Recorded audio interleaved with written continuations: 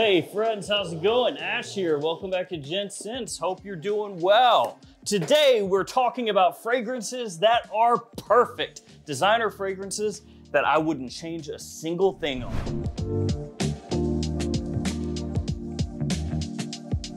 These are ones that I feel like if I were creatively directing them and I got them in, I wouldn't be able to tell the perfumer to change anything. That's really how I chose these today, because when you're working on a fragrance, you might say, this part, change that, change this, change that. But with these ones, change nothing. And I know perfection doesn't really exist, but these are about as close as I think you can get for what they're trying to do. All of these will be linked in the description. Let's just jump straight into it. And we're gonna kick things off with this one, Mugler Cologne.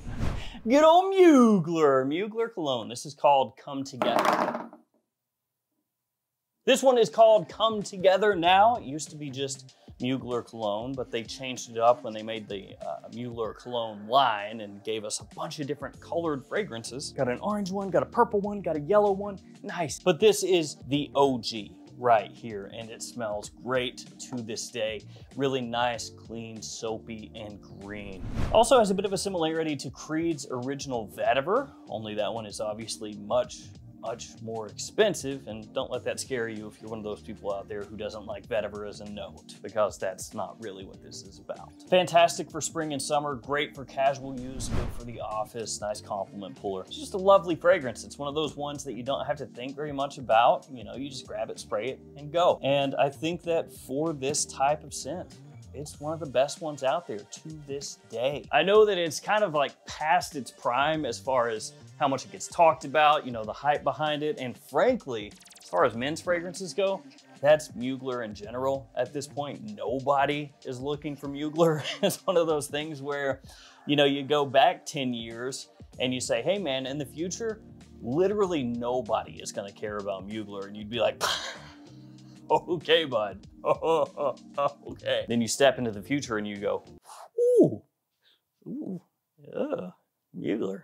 They are coming out with a new Amen fragrance this year though, called Phantasm. So maybe that'll, catch some hype. Maybe it'll be worth owning and kind of kick things back into high gear. But throwing it back, this one still rules.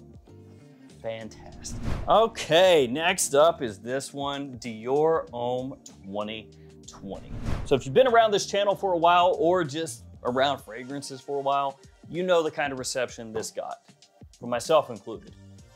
Not good. It was kind of rough. Yeah, just call it that, rough. Main reason was because Dior basically said, hey, all that iris stuff, all that junk, the stuff that you guys in the fragrance world have loved for years and years. Well, guess what? It sucks, and we're killing it.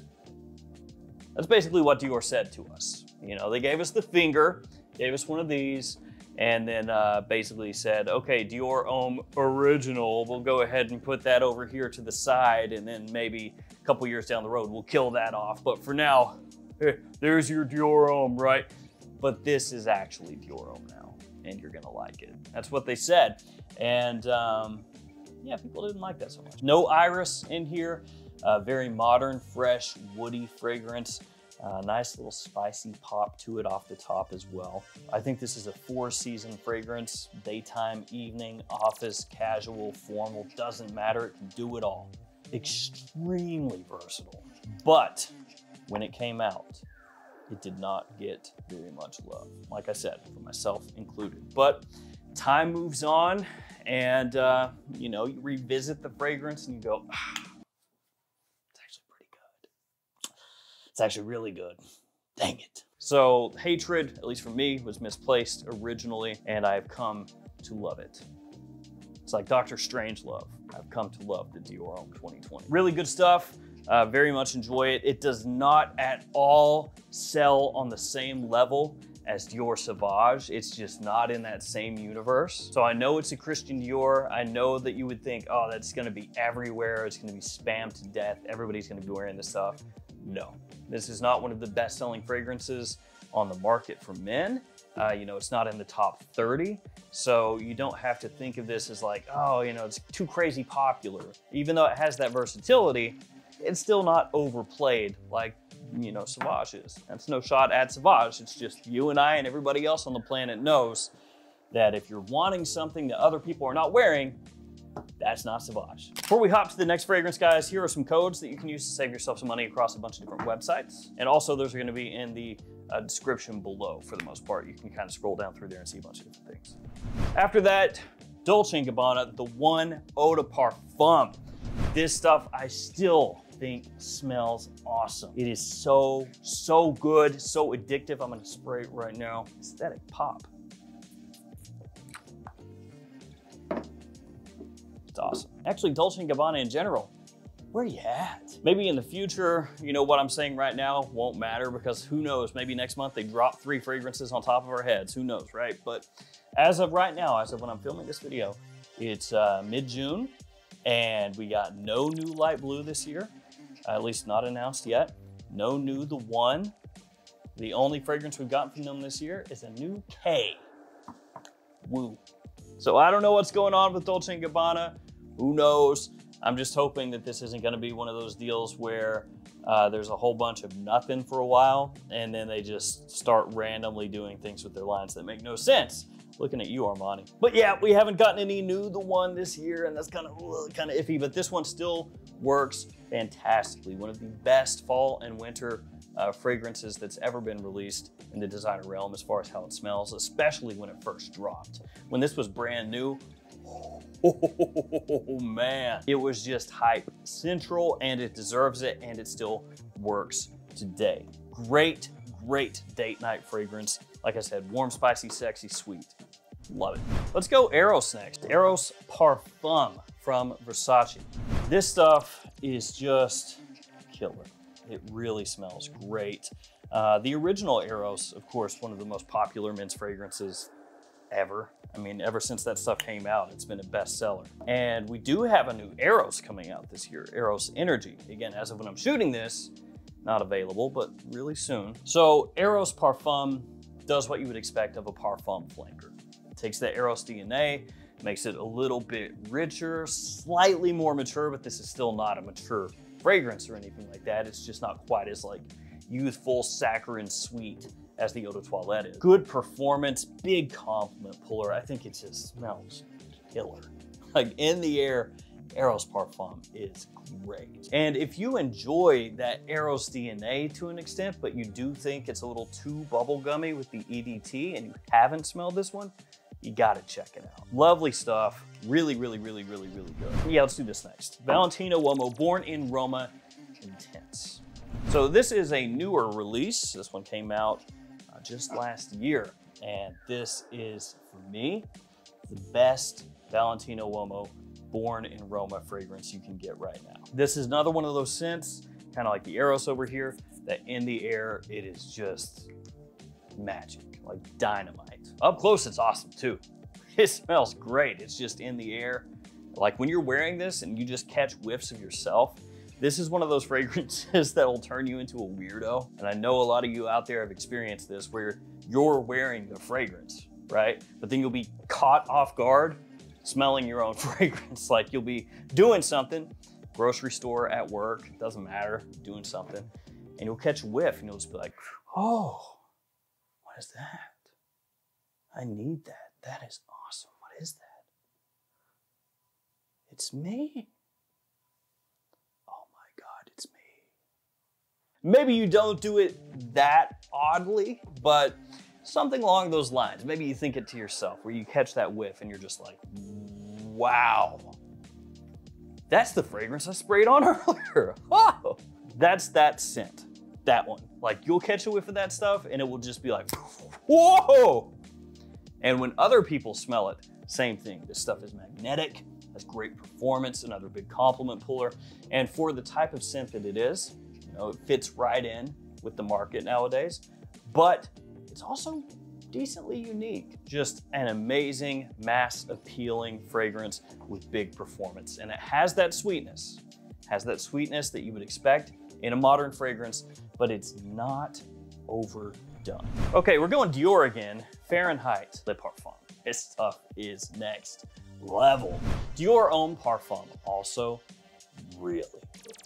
That one is hard. I mean, this is hard to find too, but Dior Homme Parfum is hard to find, especially in the US. Sometimes you have to like scoop it up for pretty big premium if it's sold out at discounters. And frankly, even when Dior Homme Parfum is in stock at discounters, it's not really cheap. And this is very similar to that in the sense that it's also not really cheap ever. But historically, I guess if you want to call it that, it's been a little easier to find than Dior Homme Parfum. My brain just shut off for a second. So we got 2 Diors here.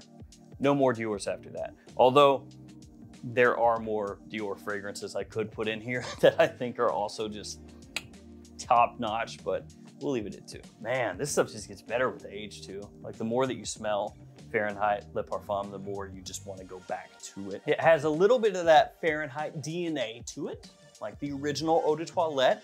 That one is most well known for having a petrol accord to it, smelling a little bit like gasoline when you first spray it on.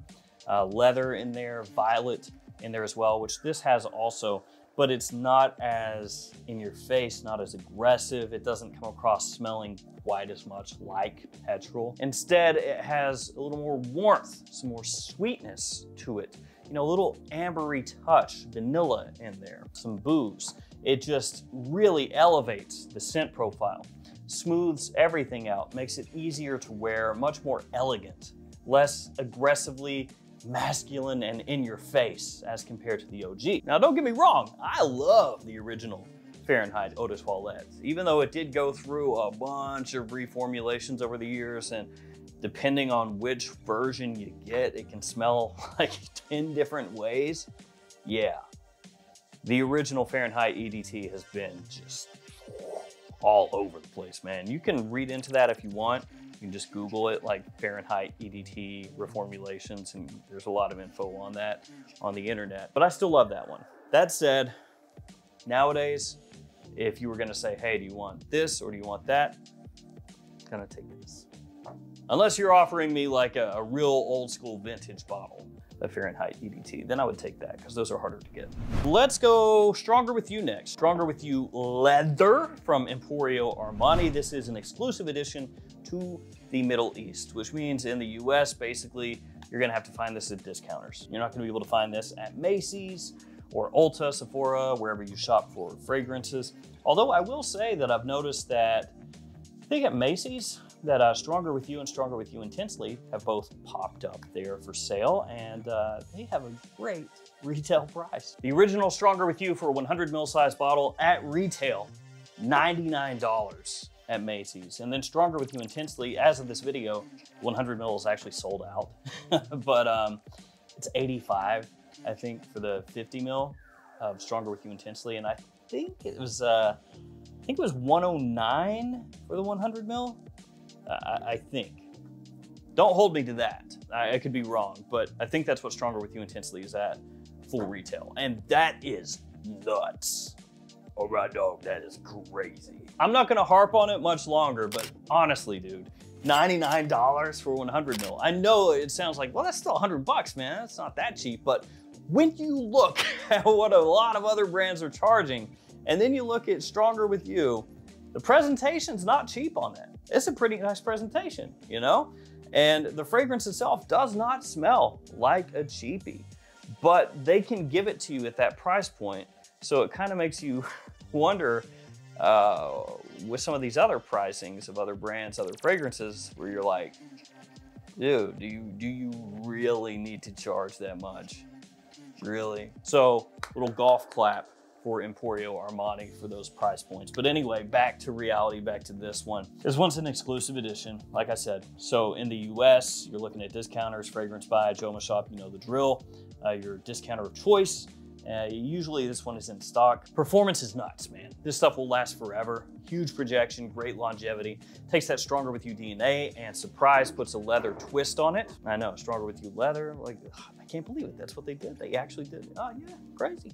But yeah, they add a nice leather note in there, still stays very wearable, gives it a little more of a masculine edge, and the quality is just fantastic. So if you like Stronger With You, you gotta check this one out. I think Stronger With You Leather, Stronger With You Oud, Stronger With You Tobacco, all three of those exclusive editions are worth scooping up if you're a big fan of the line. Stronger With You Amber is kind of like the odd one out. I don't think that it's a bad release. It still smells good, but I do think that when you put it up against Leather, Oud, Tobacco, that's probably the odd one out for me. So Stronger With You Leather, awesome stuff. After that, Gentleman Eau de Toilette Intense. Now, I know some people don't do the iris thing, right? My wife, sometimes, look, come on. Don't tell her I said this, but sometimes she's got bad taste with these fragrances, okay? Don't tell her I said that, keep that between us. But sometimes when it comes to iris fragrances that are a little more creamy, makeup-y, lipsticky, you know, like Dior Homme Original, Dior Homme Intense, Valentino Uomo Intense, Gentleman Eau de Parfum, well, most of the Gentleman line, you know, she can be a little dismissive. So I know iris is not for everybody, even though I am about that note, that accord. This one though, I think has a little more wearability, even for people who maybe don't like iris quite as much. They pitched this one as a blue iris. It has some similarities to the discontinued Dior Homme Eau, which was great for spring, also early summer into fall as well. It's very clean. It does have a little bit of that creamy aspect from the iris, but it keeps things very fresh. And so it does it a little different compared to those other fragrances that I mentioned before, you know, the Valentino Uomo Intenses, Dior Homme Original, et cetera, because those are usually a little heavier. But this one keeps it a little fresher, a little cleaner, a little lighter, and I think smells great. This also has iris, Le Male Le Parfum. You guys know this stuff rules, right? This is one of the more beloved releases of the past forever. Big hype beast. Really good for fall and winter time. Takes that original Le Male DNA, gives it a nice reimagining, a modernization, makes it darker, and adds in a nice iris note, some warmth, some sweetness to it. Little touch of powder there, but still smells amazing. And I do talk about Le Male Elixir more than this one. And between the two, Elixir, I lean a little more toward that one. But I wanted to give this one some love right now, because I have featured Elixir a lot more since that one came out. And it makes it seem like sometimes that, you know, I put it like, oh, this is pointless. It's redundant at this point, you know, like I'm, you know, poo-pooing this. Poo-poo, poo-poo. But no, this stuff is awesome. It still absolutely rules. It's fantastic. And there are days that I would choose this over Elixir. All right, last but not least, Invictus by Paco Rabanne, or is it just Rabanne at this point? Since they are switching things up ever so slightly, like little baby steps at a time. Each new release that comes out from Paco Rabanne, it's like things are changing. They have the logo changed now, you know, the PR, the Paco Rabanne, that's been overhauled. And they're pitching things now as just Rabanne, not Paco Rabanne. And then, you know, 1 Million, the new one that's going to be coming out soon, is now just Million. You imagine being in those meetings? You know, they're like, okay, we're coming out with our new 1 Million. We need something to set this apart, something big. And you've got some dudes sitting around a table and they're like, 2 million. 2 million? They go, nah, moron, idiot, next. 1 billion. 1 billion, it's bigger. No, you're fired, you're a moron, next. 1 million Elixir? We already did that, Johnson, idiot. Kill that guy. And then there's one person who goes, what if million? Million, just no one. And they go, ah, million. Yeah, million. What if we put like a little symbol and it looks like 0? 0 million. Gold. That guy is CEO. Genius. So yeah, Paco Rabanne's doing some stuff. I don't know, but this rules.